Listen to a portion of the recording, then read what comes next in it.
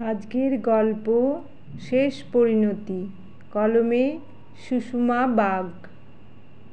সন্তু বাবা বাড়ি আছিস? দেখ না বাবা, আমার কত জ্বর আছে।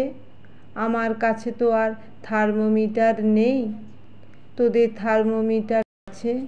মাথাটা খুব ভার হয়ে আছে, মাথা তুলে দাঁড়াতে পারছি না, খুব কষ্ট হচ্ছে রে।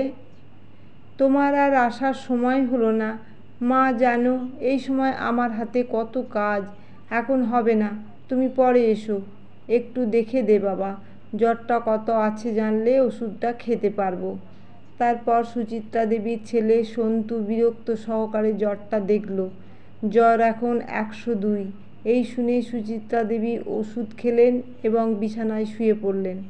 আর এদিকে ছেলে, বৌমা, নাতি সবাই দুপুরের খাবার খেয়ে নিল। সুচিত্রা দেবীকে খাবারের জন্য একবারও কেউ ডাকল না।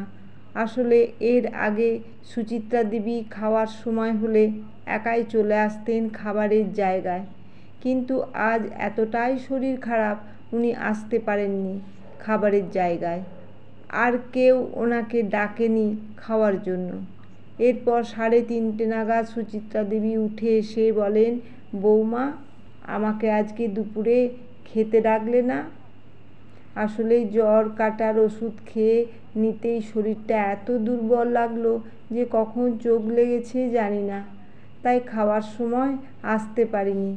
এখন আমার খুব খিদে পেয়েছে, আমাকে কিছু খেতে দাও। এখন আবার আপনাকে কি খেতে দেব? এখন আর কোনো খাবার নেই, আর একটু অপেক্ষা করুন। সন্ধ্যের সময় চা আর মুড়ি দেব, তখন খেয়ে নেবেন। না মানে দুপুরের খাবারটা তো খাওয়াই হলো না। খাওয়া হলো না তো হলো না। উনি মহারানী বিছানায় শুয়ে থাকবেন আর আমাকে ডেকে হেঁটকে খাওয়াতে হবে। জানো তো এখন আমার মেলা কাজ পড়ে আছে। ঠিক টাইমে আপনাকে আমি খেতে দিয়ে দেব। বৌমার মুখে এমন কথা শুনে সুচিত্রা দেবী নিজের ঘরে চলে গেলেন। সন্ধ্যের সময় সুচিত্রা দেবীর বৌমা 1 কাপ চা আর 1 বাটি মুড়ি আর 2টো বাতাসা দিয়ে বললেন, এইটা খেয়ে নিন। খাই খাই করে জ্বালিয়ে মারছিলেন এক্ষুনি। একে অসুখ বেঁধেছে, গাদা গাদা ওষুধের খরচ, তার ওপরে খাই খাই।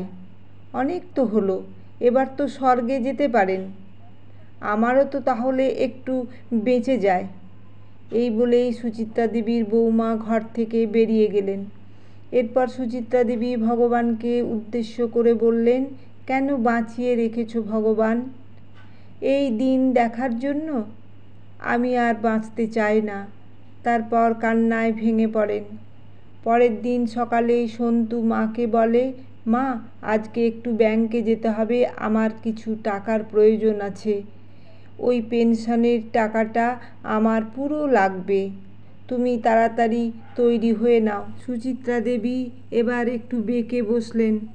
না, আমি টাকা তুলব না, আর যদিও টাকা তুলি সেই টাকা আমি তোকে দেব না। টাকা কেন দেব বলতো? তোরা আমাকে মা তো দূরের কথা, মানুষ বলে মনে করিস? গতকাল যে আমি দুপুরে খাইনি সেই খোঁজটা রেখেছিস? আমি যে অসুস্থ, আমি কেমন আছি একবার জিজ্ঞাসা করেছিস?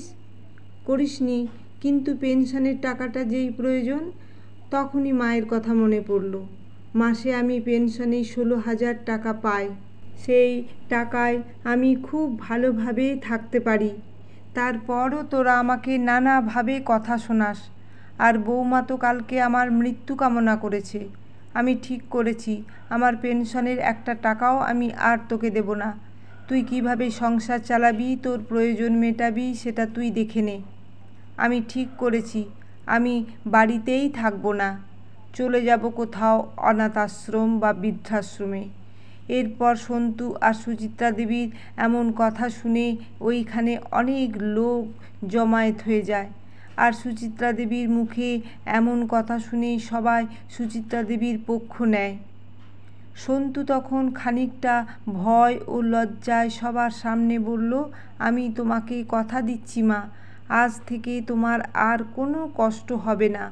আমি তোমার খেয়াল রাখব, আর তোমার পেনশনের টাকা আমার চাই না। তোমার যাকে ইচ্ছে তুমি দিতে পারো। এই বলে সন্তু মাকে জড়িয়ে ধরে। সুচিত্রা দেবী ও সন্তুকে জড়িয়ে ধরে বলেন, আমার যা কিছু আছে সবই তো তোর বাবা, আমি আর কাকে দেব? আসলে বৃদ্ধ বয়সে তোদের কাছ থেকে কিছু সেরকম চাওয়ার থাকে না রে, শুধু একটু ভালোবাসা ছাড়া।